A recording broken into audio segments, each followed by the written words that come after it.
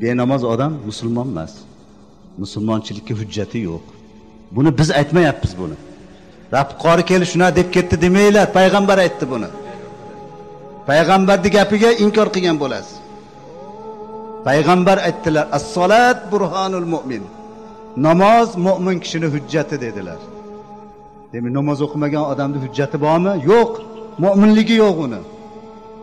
Jannatning kaliti namoz dedilar.